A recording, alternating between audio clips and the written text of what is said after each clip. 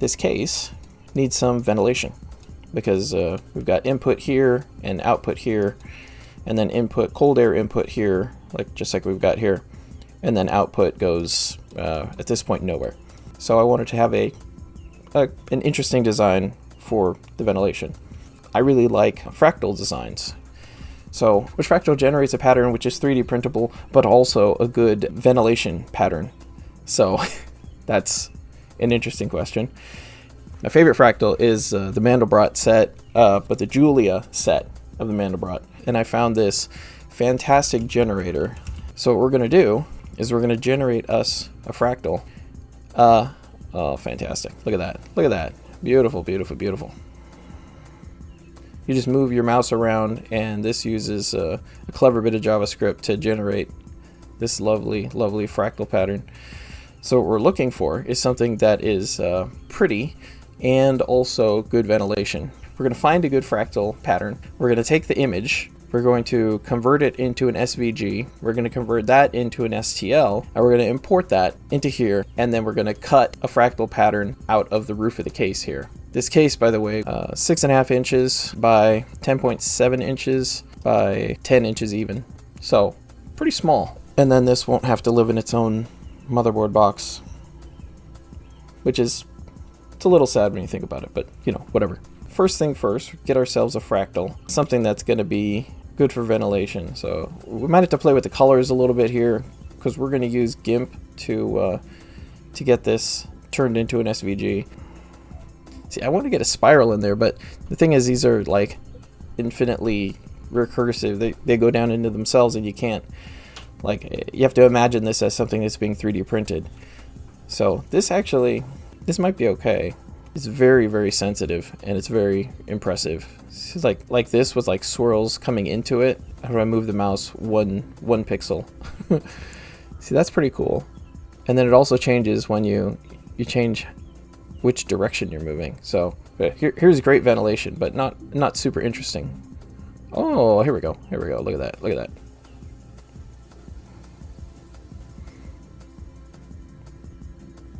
You think about this. This is going to be on top of this case. It does actually need to ventilate, but this is also kind of an exercise because I have done this before. I'm pretty sure it's going to work all right. But we'll see. I've never 3D printed anything like this, so there's a lot of consideration. There's layers of considerations here. Oh, there we go. There it is. Perfect ventilation. I think that's pretty cool. I don't know, it's all pretty cool. Oh, if we get those swirls in there before they turn into, you know, some kind of like turns into like a tessellated pattern. Close, close.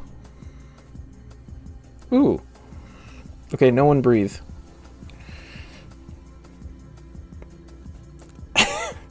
Okay, so I'm pretty sure I have to take an actual screenshot of this. And I pushed the wrong button, and I lost it forever. RIP. Please open my previous tab. Pretty please. I'm going to very gently nudge the mouse. Now I'm going to do the right button and press print screen. I've never used this before. I'm actually not super familiar with, wait, this is fine. I want this. Okay, yeah, we got it, we're fine. GIMP. And just look at how fast GIMP loads. So now we threshold. Really good ventilation, that. So the problem might be that this is just the wrong colors for this. Here we go. Let's put it in the middle, see what we get. Ooh, this is like inverted. I need to have like one color coming in. You know what, we're testing stuff. This can be a trial run, and you know what? It's 3D printing. We can change it later if we want. I don't know. Let's try a different one. Let's go down in this other quadrant and see what we can... That's pretty cool.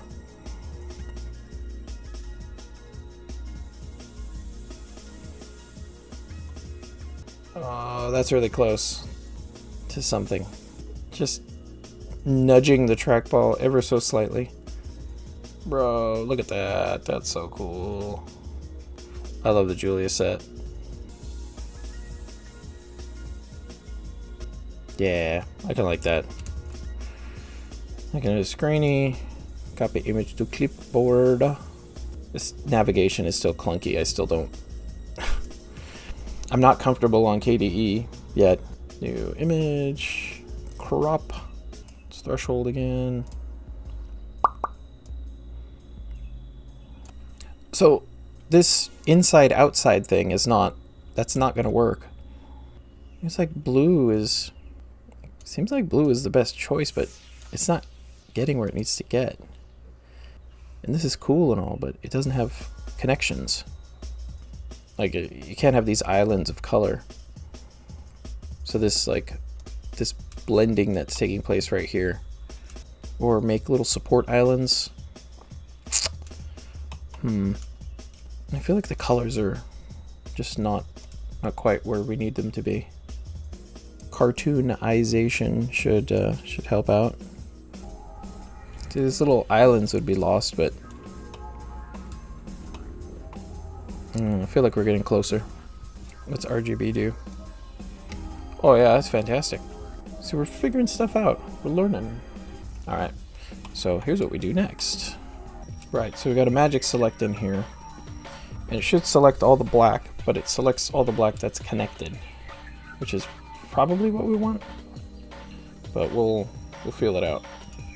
So the way to really see what the selection is to get a white layer. And we should be able to fill the layer, but only the selection area. Turn our selection into a path. There we go. So we can see we lost some of the middle bits, but it's about the same. Looks good. I mean, that looks pretty awesome. It occurs to me that this is going to be really difficult to get off of the print bed. Selection to path. Right click on that, export path.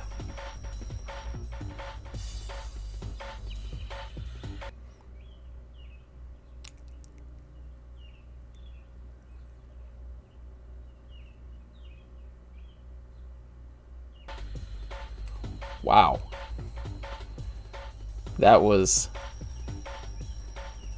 I'm gonna do that again. I don't know if it just loaded a library or something, but that was crazy. So that gives us our SVG.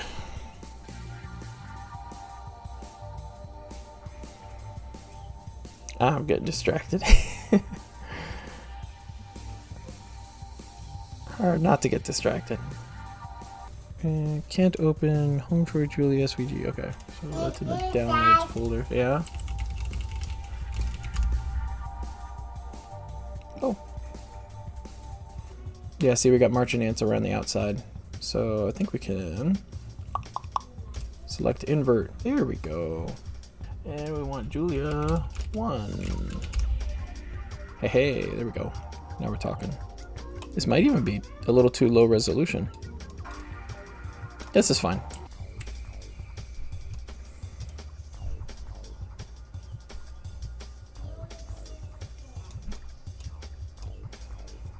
Yeah, it's pretty awesome.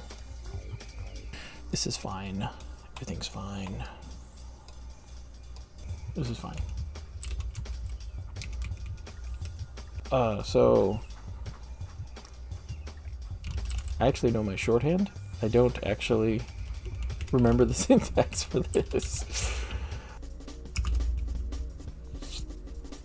Of course.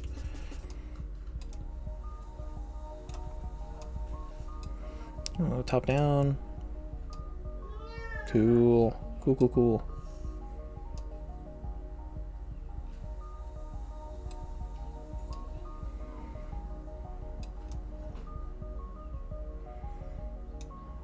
And that one's pretty cool. There is also the matter of this. I'm not technically in the right position for this. So the primary ventilation area is kind of like on this edge. And the fractal is going to be obviously centered, but like centered is over here it might be fine. I got some space. You know, the hot air is gonna move. It's gonna spread out along the top, so it'll vent as it goes out. Actually, it might even create like a positive pressure for venting straight. Well, that's cope. It's if it were venting straight up, that would obviously be faster. Yeah. Yeah, I don't think there's anything in here everything in here is quite symmetrical. Although you can have like a closer to a hard line around the edges, but I think that has to be pretty solid. Like you're not getting the patterns in there. Apparently I'm just discovering this one. Pretty impressive. If I ran this like this was the edge, I would get a lot of coverage on that side. This whole area would be vent. But this one looks so cool. Look over here, render, export, Julia 2, 4 megs, that's not bad. I've definitely made like 17 meg SVGs and tried to import them into Tinkercad. It doesn't like it when you do that. Let's import and we'll see what happens.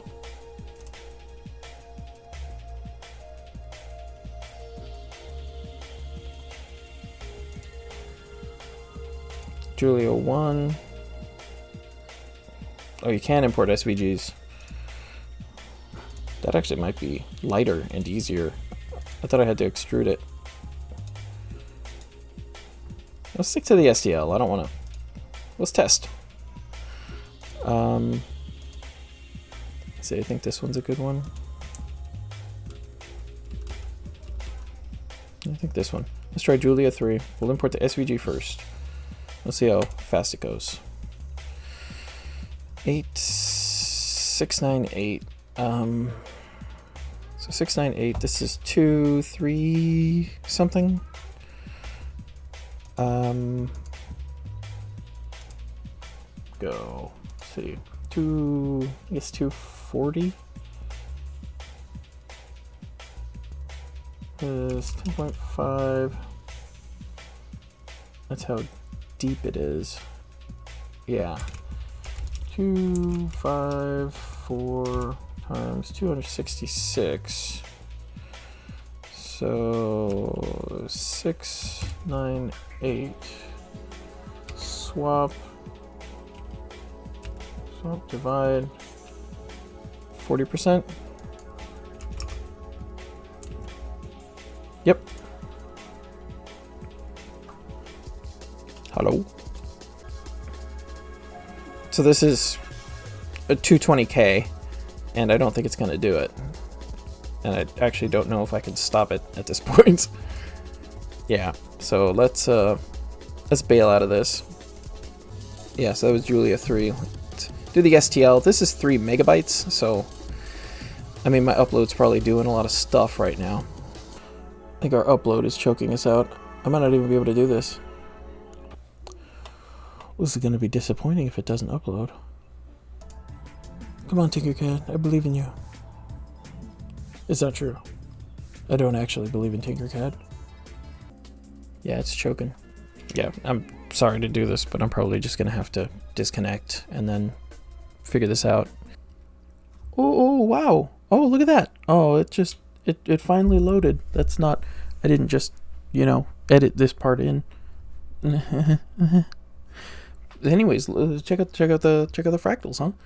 Pretty cool. Yes. Let's try this one first. This one might be my favorite. Just gonna do the combination here. Tinkercad still chokes. I'm gonna edit this out. You know what? I'm not gonna edit it. I've already done enough editing. It's late. All right.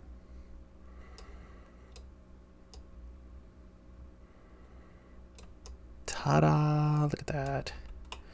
We went from scribbles in GIMP to something that's we can actually produce here. Pretty neat. Like some of this actually looks pretty 3D printable actually. Plus these edges, these bits out here, these islands floating. Not islands, but like this spiral. Spirals are not connected in here. This arm just comes in and spirals in. But the thicker you make the case, the more rigid it's going to be. So let's get these over. If you don't mind, I'm just going to join with this one. It'll be faster to render through Tinkercad. Oh, are we choking the system here? Not so much. If you can see that, this is the rendering time. CPU needs I might need a cooler. Come on, there we go. Well, that looks really cool. Yeah. These, to be fair, these are very complex, very complex geometric shapes here.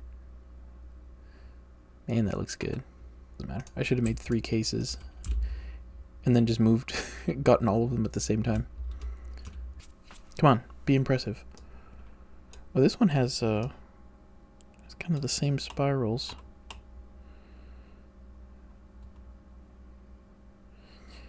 Got 3 arms coming together. This one has 4 arms coming together. Look at that. That looks really cool. Not a lot of ventilation though, but you know what? This is cool stuff. All right, we're just doing cool guy stuff. There's clearance in the motherboard. Look at that. There's space. All right, so did it. It's done. It didn't go quite as expected, but it's finished and it looks pretty cool. So that's neat. Have a nice time